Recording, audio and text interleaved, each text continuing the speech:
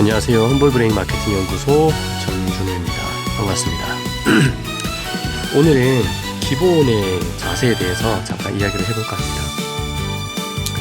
제가 절대 가지 않는 식당이 있는데요. 식당뿐만 아니라 다른 어느 것도 마찬가지죠. 뭐 식당이든 아니면 어느 슈퍼마켓이든 어디든 제가 절대로 방문하지 않는 곳이 있는데, 불친절한 곳은 절대 가지 않습니다. 첫 번째. 그리고 눈빛이 흐릿한 곳은 가지 않습니다. 두 번째, 불친절하고 눈빛이 흐릿한 곳. 세 번째는 자기 일에 태만한 사람이 있는 곳은 가지 않습니다. 그 잠깐의 시간이지만 그 사람의 태도는 그 순간에 보인다고 저는 생각하거든요. 이 세 군데는 절대 가지 않습니다. 그 중에서 제일 중요한 게 불친절, 그 다음에 눈빛과 태만한 자세. 이 세 군데는 제가 절대로 가지 않는데요. 사람은 다 똑같습니다. 어떤 생각을 하고 살든지 사람은 다 똑같죠.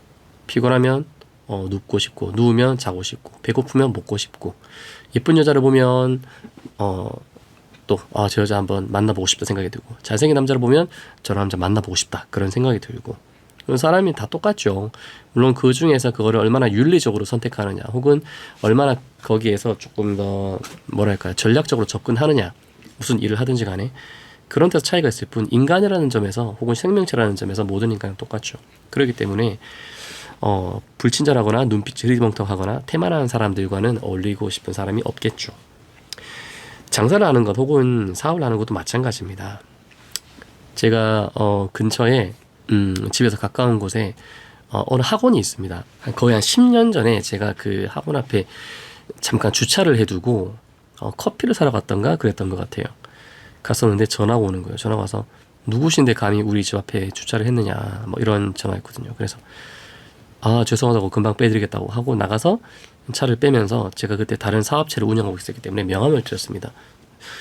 이런 사업을 운영하고 있는데 나중에 도움 필요하시면 연락 부탁드립니다 했는데, 이분이 명함을 받지도 않고 제 말을 탁 끊으면서 저는 이런 명함 받지 않아요, 저한테 영업하지 마세요 하면서 거절을 딱 하는 거예요. 제가 그래서 조금 민망하죠. 민망했지만 이런 사람도 있지 하면서 옆에 그 다른 이제 그 학원에 있는 분에게도 명함을 제가 드렸는데, 이분이 명함을 빤히 쳐다보면서 안 받는 거예요. 그때 경험이 지금도 되게 생생하거든요. 제 아들이 이제 7살이 되는데 제가 그 학원을 보낼까요, 안 보낼까요? 당연히 안 보내겠죠. 물론 학원이라는 건 동네 장사이기 때문에 어느 정도의 수요만 있으면 학생들이 가게 되어 있습니다. 당연히 본인들도 뭔가 사업체를 운영하시는 분이니까, 자영업자이니까 당연히 본인들도 그 일을 하기 위한 노력들을 당연히 하시겠죠. 하지만 저는 그곳에 제 아이를 보낼 생각이 당연히 없거든요. 당연히 안 보내겠죠. 그런 마인드 가진 사람에게 누가 제 아들을 보내고 싶겠어요. 그리고 또 근처에 슈퍼마켓이 있는데 언젠가 방문을 한 적이 있습니다. 근데 그 표정이 너무너무 어두운 거예요. 그 집 가까운 곳에 있다 보니까 제가 한 번씩 지나갈 때마다 마주치거든요. 당연히 누군지 모르고 인사도 하는 사이는 아닙니다. 그냥 마주치는데 웃는 얼굴을 진짜 한 번도 본 적이 없어요. 이 슈퍼마켓에 있는 그 사장님의 얼굴에서. 거기는 아이들을 위한 불량식품을 파는 곳인데, 제 아들이 거기 앞에 지나갈 때마다 아빠 저기서 뭐 사줘 하거든요. 제가 항상 얘기합니다. 저기는 아주 더러운 것을 팔아. 그러니까 저기서는 절대 사 먹으면 안 돼. 아빠는 저기서 한 번도 뭐 사지도 않았을 뿐더러 아들에게도 저기서 뭔가 사줄 생각이 없어. 그리고 저 가게 사장님 이모는 항상 표정이 어두워. 굉장히 부정적인 사람이야. 저런 사람과 가까이 있으면 굉장히 안 좋은 영향을 받기 때문에 저기는 안 가는 게 맞아. 제가 절대 거기 보내지 않거든요. 아까도 말씀드렸지만 첫 번째는 불친절, 두 번째는 눈빛이 흐리멍텅한 사람, 세 번째는 태만한 자세로 삶을 살아가는 사람들과는 어떤 관계를 맺지 않고 식당이든 무슨 매장이든 아니면 슈퍼마켓이든 고깃집이든 절대 방문하지 않는다고 말씀을 드렸죠. 제가 강의를 할 때 혹은 주변 사람들에게 자주 이야기하는 게 있습니다. 프로는 프로를 알아본다. 프로는 프로를 알아본다. 이 얘기를 굉장히 자주 합니다. 그리고 프로는 아마추어도 알아봅니다. 저 사람이 프로인지 아마추어인지 말이죠. 프로는 프로를 알아보고 프로는 아마추어도 알아보지만 아마추어는 프로를 알아보지 못합니다. 그리고 아마추어는 아마추어도 알아보지 못하죠. 우리가 살다 보면 사람들이 그 끼리끼리 만난다는 이야기를 하죠. 뭐 금묵자흑, 근주자작이란 말도 하는데, 먹을 가까이 하면 이제 검게 변하고 또 붉은 인주를 가까이 하면 붉게 변한다 이제 그런 말인데 어두운 사람과 자꾸 어두워지면 자꾸 어두워지게 마련입니다. 그리고 붉은색 사상을 가진 사람을 만나면 계속 붉어지겠죠. 정치색을 얘기하는 게 아닙니다. 사람의 어떤 성향을 얘기하는 건데 근데 그 중에서도 무리는 나뉘게 되어 있습니다. 내가 프로인가 아닌가에 따라서 정말 리더십을 갖춘 사람들은 리더십을 갖춘 사람들과 관계를 맺게 되어 있고 뭔가 좀 좀생이 같고 뭔가 사람이 좀 사상 자체가 좀 비루한 사람들은 그런 사람들과만 얽매이게 되어 있거든요. 물론 조직 사회처럼 그 상하관계가 존재하는 조직이라면 좀 얘기는 달라지겠지만 그 중에서도 프로는 프로끼리만 엮이게 되어 있습니다. 예를 들어 조직의 어떤 상무, 전무와 같은 임원이 굉장히 리더십을 갖춘 프로예요. 근데 대리나 사원 중에서 그 사람을 이해할 수 있는 리더십을 갖춘 사람이라면 굉장히 그 큰 직책 차이가 남에도 불구하고 그 사람과 충분히 가까워질 수 있습니다. 왜냐하면 눈빛에서부터 알아보거든요. 그 사람의 말투, 행동, 태도에서부터 알아본단 말이에요. 예전에 제가 어디선가 들은 얘기인데 정확한 건 아닙니다. 그렇기 때문에 참고만 하시면 되겠는데요. 이건희 전 삼성 회장께서 살아계실 때 면접을 볼 때 별도로 관상 상무를 두었답니다. 곁에. 그러니까 직원을 면접을 볼 때 그 사람의 눈빛, 그 사람의 헤어스타일, 그 사람의 옷차림, 그 사람의 구두, 그 사람의 말투 이런 거에서 그 사람의 관상을 보고 회사에 어울릴 사람인지 아닌지를 뽑았다는 거죠. 왜냐하면 삼성전자라든지 연봉이 대단하지 않습니까? 지금은 SK 하이닉스도 그렇고 다른 회사에서도 연봉이 높다고 하지만 그래도 삼성에 들어가려고 하면 어느 정도 또 위치에 올라가면 억대 연봉이고 대기업이니까요. 그런데 한 사람에게 투자하는 돈이 1년에 1억이 넘는데 그 사람이 1억 정도의 어떤 성과를 내지 못하면 안 되니까 그 사람의 모든 것들을 이제 볼 수 있는 관상상무로 두었다는 이야기가 있습니다. 정확하진 않고 저도 들은 얘기라서 확실하지 않은데 그렇기 때문에 내가 얼마나 프로인지 내가 얼마나 리더감인지를 정확하게 파악을 하고 난 뒤에 사업체를 운영한다면 정말 많은 사람들을 이끌어낼 수 있는 그런 기업가가 될 수 있지 않을까 생각해 봅니다.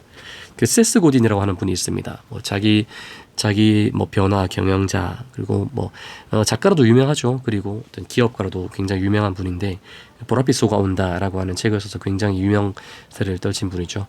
스탠퍼드 대학교의 교수였나 하여튼 공부도 굉장히 잘한 분이셨고 미국에서 유명한 분이신데 이분이 브랜딩 혹은 마케팅에 대해서 이런 얘기 한 적이 있습니다. 블로그, 스레드 이런 거에서 막 몇만 명의 사람들을 막 모집하고 인플루언서가 되고 하루에 막 수십 개, 수백 개의 유튜브 영상을 올리고 그런 게 중요한 게 아니라 정말 한 명, 두 명이라도 내가 뭔가 새로운 생산성 저처럼 지금 팟캐스트를 올린다든지 유튜브 영상 올린다든지 올리지 않았을 때 왜 이 사람이 활동이 없지? 뭔가 아쉽다.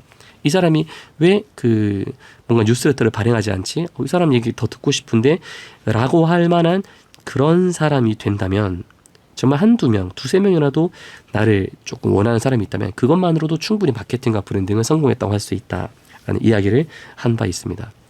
그러니까 장사를 성공적으로 한다, 뭔가 기업을 성공적으로 운영한다라는 것은 연매출이 50억, 100억, 200억, 300억 되는 것도 물론 중요합니다. 왜냐하면 우리가 또 그 돈을 주고 쓰는 직원들도 있을 것이고 또 거래처도 있을 것이고 또 그렇게 매출을 일으켜야 그만한 생산성을 내기 때문에 우리가 또 생활할 수 있는 다양한 그 어떤 생활비랄까요? 아니면 필요한 예산이 있을 거 아닙니까? 우리도 써야 되는 그런 게 있으니까요. 근데 그런 모든 것들의 중심에는 먼저 내가 누군가에게 도움이 될 만한 사람인가? 내가 누군가에게 선한 혹은 크고 작은 영향력을 미칠 수 있는 사람인가?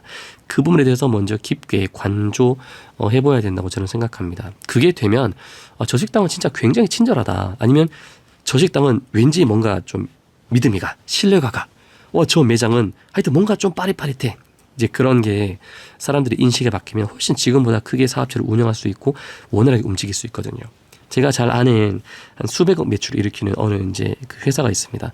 그 회사에서는 이제 거래처에서 연락이 오잖아요. 예를 들어서 혹시 이거 있습니까? 라고 얘기하면 일단 있습니다. 혹은 그거 됩니까? 하면 예, 됩니다라고 일단 얘기한답니다. 안 될지라도. 그리고 나서 방법을 찾는답니다. 어떻게 하면 될까? 이렇게 하면 될까? 저렇게 하면 될까? 그리고 정말 정 안 됐을 때는 이렇게 해서 정말 최선을 이렇게 다하고 이렇게 하고 이렇게 해서 안 됐는데 대신에 저희가 대체제를 찾았습니다. 이렇게 이런 방법이 있습니다. 이거는 앞서 얘기하신 그 방법에 비해서 혹은 그 대체 그 물품에 비해서 이게 조금 더 이익이 있고 이게 조금 부족한 게 있고 이런 장단점이 있기 때문에 이걸 선택하시는 게 좋을 것 같습니다. 라고 이야기를 한답니다. 굉장히 중요한 부분이죠. 그래서 굉장히 바쁘게 돌아가기도 하지만 굉장한 매출을 올리기도 한답니다. 굉장히 의미 있는 저는 경험이었거든요. 그 대표이사가 저랑 좀 친한 분인데 그런 경험을 통해서 그래서 이곳이 이렇게 매출 일으킬 수 없는 어떤 사업 구조 아이템을 가지고 있음에도 불구하고 이렇게 성장할 수 있구나. 저는 그게 굉장히 인상적이었거든요. 그렇기 때문에 내가 어떤 사업을 하든지 간에 내가 어떤 매장을 운영하고 자영업을 하든지 간에 모든 일을 함에 있어서 내가 먼저 프로가 되어버린다면 그리고 단 몇 명이라도 내 편을 만들고 내가 사라졌을 때 아쉬워할 만한 사람들을 곁에 만들어 둔다면 정말 의미 있는 브랜드가 되고 의미 있는 마케팅의 어떤 마케팅을 의미 있는 어떤 성공자가 되지 않나 저는 그렇게 생각합니다. 네, 오늘은 기본의 자세에 대해서 짧게 말씀을 드렸고요. 도움이 되셨다면 구독과 좋아요, 알림까지 꼭 부탁드리겠습니다. 험블브레인 마케팅 연구소 전준이었습니다. 다음에 또 더 좋은 내용으로 찾아뵙도록 하겠습니다. 고맙습니다.